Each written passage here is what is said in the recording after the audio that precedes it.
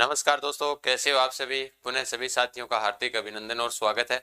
आज जैसा कि अपने पढ़ेंगे जो प्रमुख गांधी, बड़े ही महत्वपूर्ण है, एग्जाम में भी पूछ ली जाती है और उनसे संबंधित कुछ बातें जो अपने 5 मिनट में क्लियर करेंगे। बोर्ड के पीछे लिखा हुआ है, देखते हैं। देखो, प्रमुख गांधी उपनाम उपनाम के अंदर बात करें कि मारवाड़ का गांधी किसे कहा जाता है, तो हमें पता है मारवाड़ का गांधी जय नारायण व्यास को कहा जाता है। जोधपुर से उनका संबंध आता है।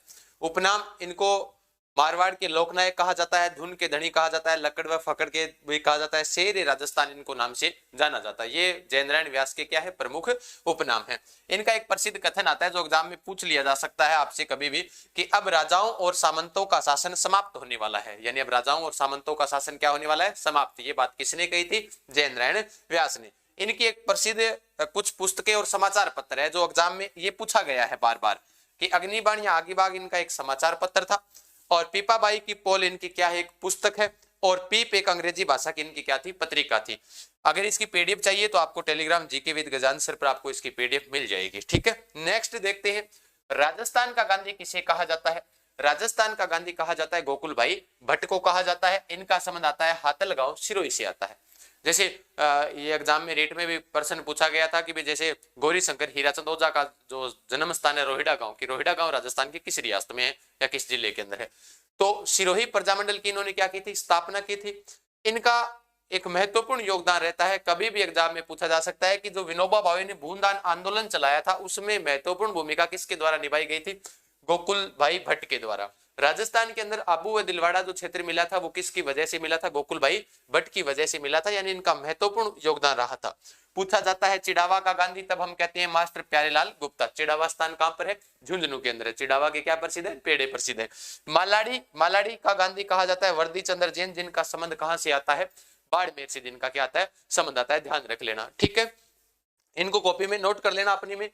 वागड़ का गांधी किसे कहा जाता है, तो भोगीलाल पांड्या को कहा जाता है। हमें बहुत बार ये चीज हमने पढ़ी है। वागड़ का गांधी भोगीलाल पांड्या, डूंगरपुर से संबंध आता है इनका। इनकी प्रमुख संस्था की बात की जाए, इनकी प्रमुख संस्था है वागड़ सेवा संघ की, इन्होंने स्थापना की थी। वागड़ सेवा मंदिर की भी इन्होंने स्थापना की थी। ठीक है, और सुकाड़िया सरकार थी, उस सरकार में 2 बार मंत्री रहे थे। ये उद्योग मंत्री भी रह चुके हैं और चिकित्सा मंत्री रह चुके हैं। ये मैंने इनके साथ में कुछ एक अन्य फैक्ट की बातें हैं जो महत्वपूर्ण लगी, वो मैंने आपके साथ में ऐड कर दी है। उसके बाद में भारत का छोटा गांधी अगर पूछा जाए तो किसको कहा जाता है, अन्ना हजारे को कहा जाता है। आपसे पूछा जाए कि महात्मा गांधी की मानस पुत्री, इंपॉर्टेंट है, ध्यान रखना, महात्मा गांधी की मानस पुत्री किसे कहा जाता है, तो श्रीमती सत्यभामा को कहा जाता है, जो इनका संबंध आता है कहां से, बूंदी से आता है। महत्वपूर्ण है, महात्मा गांधी की मानस पुत्री। ठीक है, नेक्स्ट आगे देखते हैं। मेवाड़ का गांधी किसे कहा जाता है, तो मेवाड़ का गांधी कहा जाता है माणिक्यलाल वर्मा को कहा जाता है।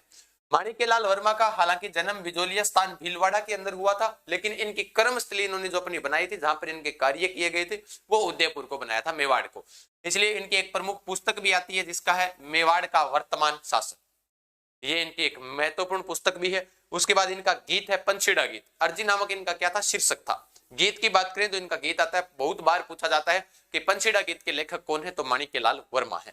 मेवाड़ प्रजामंडल के संस्थापक रहे थे कौन, माणिक्यलाल वर्मा। उसके अलावा एक चीज महत्वपूर्ण है, अगर पूछा जाए, एक बार पूछा गया एग्जाम में ये, कि माणिक्यलाल वर्मा आदिम शोध संस्थान कहां पर है, तो उदयपुर में है। और इसकी स्थापना पूछी जाए तो कब की गई थी, 1964 के अंदर इसकी क्या की जाती है, स्थापना की गई थी। महत्वपूर्ण है, ध्यान रखना। ठीक है, नेक्स्ट आगे देखते हैं। गांधी जी के 5वें पुत्र, दुनिया को पता है, हमने रट रखा है, गांधी जी के 5वें पुत्र गुलाम नंबर 4 किसको कहा जाता है, काशी के बाद सिक्कर से संबंध रखने वाले जमनालाल बजाज को कहा जाता है। जमनालाल सेठ, जमनालाल बजाज।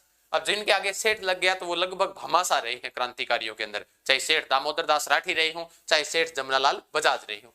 उपनाम की बात की जाए तो गुलाम नंबर 4 इन्होंने स्वयं को कहा करते थे कि मैं गुलाम नंबर क्या हूं, 4 हूं।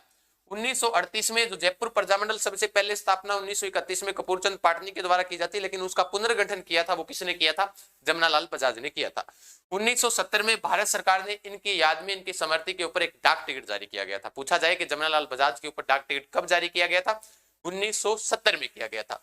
उसके बाद पूछा जाता है मारवाड़ की युवा गांधी या वर्तमान गांधी किसको कह सकते हैं, जादूगर साहब अशोक गहलोत जी को कहेंगे। ठीक है, उसके बाद फ्रंटियर गांधी किसको कहा जाता है, खान अब्दुल गफार खान को कहा जाता है।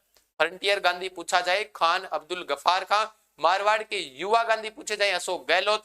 मारवाड़ का गांधी पूछा जाए, अपने क्या कहेंगे, जैन नारायण व्यास को, और मालाडी का गांधी पूछा जाए तो वर्दी शंकर जैन आ जाएंगे। जो हमने अभी पढ़ा है ये रहा मालाडी के गांधी, वर्दी चंद्र जैन, बाड़मेर से जिनका संबंध आता है। उसके बाद में आगे देखते हैं, अफ्रीका का गांधी किसे कहा जाता है, नेल्सन मंडेला को कहा जाता है, श्वेत राष्ट्रपति। उसके बाद में भारत के गांधी, तो अब गांधी के उपनाम हम पढ़ रहे हैं, तो भारत का गांधी पूछा जाए तो महात्मा गांधी हो जाएंगे। ठीक है, अगर आपको इसकी चाहिए पीडीएफ और अन्य नोट्स के लिए आपको टेलीग्राम ज्वाइन करना पड़ेगा, लिंक डिस्क्रिप्शन में भी दिया हुआ है, और टेलीग्राम पर जाकर सर्च कर आप ज्वाइन कर सकते हो। टेलीग्राम है जीके विद गजान सर, आप ज्वाइन कर लेना। कैसी लगी क्लास, अन्य जो उपनाम बन गए आपको, तो वो आप कमेंट बॉक्स के माध्यम से मुझे बता सकते हो। अपने इसी फैक्ट के साथ रोजाना अपने वीडियो मिलते रहेंगे आप सभी साथियों को। तब तक के लिए धन्यवाद। जय हिंद, जय भारत, राम राम।